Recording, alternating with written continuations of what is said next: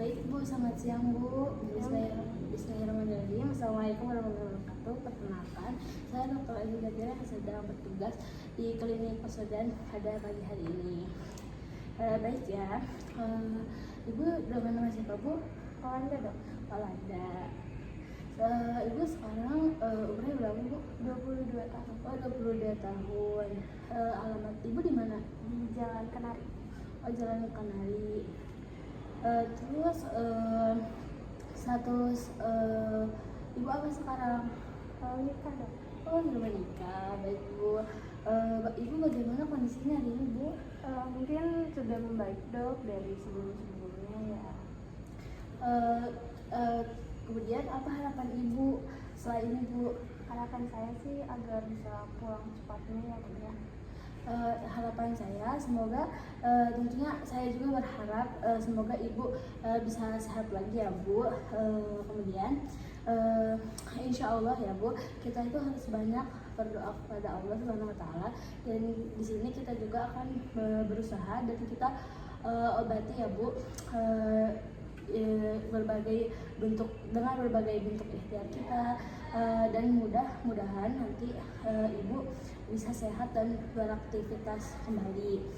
Tapi Bu, kita juga harus tetap bersabar ya Bu dengan apa yang sedang menimpa Ibu ini, sebagaimana seperti yang tercantum dalam Quran surat Al-Luqman ayat 17, dan sebagaimana hadis riwayat Muslim yang mengatakan bahwa sebagai seorang mukmin kita mendapat kegembiraan, kita akan bersyukur, dan ketika kita mendapat musibah kita harus tetap bersabar ya Bu. Kita juga harus meyakini bahwa dengan adanya cobaan ini itu akan menghapuskan dosa, sebagaimana hadis riwayat Muslim yang mengatakan bahwa datangnya suatu cobaan pada seorang muslim bukanlah suatu musibah, melainkan Allah akan mengangkat derajatnya atau menghapus kesalahannya. Dan hadis riwayat Bukhari dan Muslim mengatakan bahwa tidaklah seorang muslim tertimpa suatu penyakit, melainkan Allah akan menggugurkan bersamanya dosanya seperti pohon yang menggugurkan daunnya. Bahkan dengan sakit ini bisa membawa kita kepada keselamatan dari api neraka ya Bu. Sebagaimana hadis riwayat Muslim mengatakan bahwa janganlah kamu mencaci maki penyakit demam, karena sesungguhnya dengan itu Allah akan menghapus dosa-dosa anak Adam, sebagaimana tungku api menghilangkan kotoran-kotoran besi. Kemudian justru dengan datangnya sakit ini sebaiknya menjadikan kita sebagai bahan untuk muhasabah diri ya Bu. Barangkali mungkin dengan ini Allah mengingatkan kita akan kelalaian kita, seperti yang tertera dalam Quran surat Al-An'am ayat 42 yang artinya, dan sesungguhnya kami telah mengutus para rasul kepada umat-umat sebelummu, kemudian kami siksa dengan kesengsaraan dan kemelaratan supaya mereka memohon dengan tunduk kepada Allah. Artinya supaya mereka itu mau tunduk kepada Allah dan hanya mencintai Allah, bukan selainnya.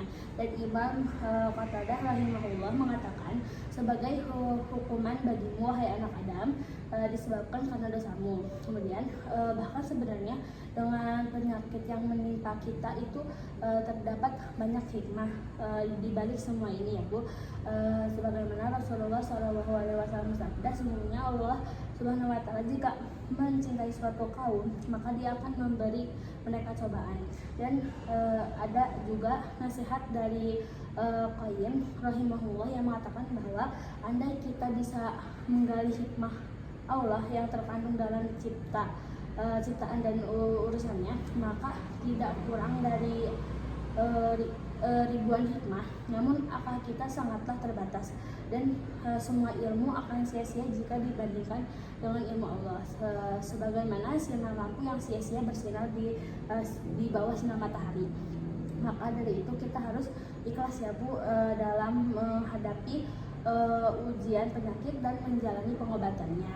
Sebagaimana Quran Surat Asyar ayat 8 yang berbunyi, dan hanya kepada Tuhanmu engkau berharap. Tak lupa juga kita harus senantiasa untuk tetap bersyukur dalam kondisi apapun, sebagaimana dalam Quran Surat Al-Baqarah ayat 52, dimana jika kita ingat kepada Allah, Allah juga akan ingat kepada kita. Maka bersyukurlah kepada Allah dan jangan kamu ingkar kepadanya. Kemudian kita di sini sebagai dokter, kita juga akan berusaha ya Bu, semaksimal mungkin untuk menyembuhkan penyakit ibu ya Bu, sebagai bentuk ikhtiar kami ya Bu. Namun harus ingat kembali bahwa hanya Allah lah yang menyembuhkan segala penyakit ya Bu, sebagaimana Quran Surat Asy-Syu'ara ayat 80 yang berbunyi, dan apabila aku sakit, dialah yang menyembuhkan aku. Nah, Ibu jangan lupa berdoa juga ya Bu, tidak lupa juga Ibu senantiasa berzikir, istighfar, dan ta'abud atau beribadah kepada Allah. Nah, Ibu dengan cara meletakkan tangan pada bagian yang sakit, kemudian mengucapkan bismillah sebanyak 3 kali, dan doa auzubillahi wa qudratihi min syarri ma ajidtu wa uhaziru sebanyak 7 kali. Itu adalah doanya, artinya itu aku berlindung pada Allah dan kekuasaannya dari keburukan apa yang ku rasakan dan ku khawatirkan. Kemudian kita tuh harus mengingat Allah ya Bu, karena Allah lah yang menyembuhkan penyakit kita. Kita tuh tidak boleh menggunakan jampi-jampi, jimat-jimat, dan semua yang mengandung kesyirikan.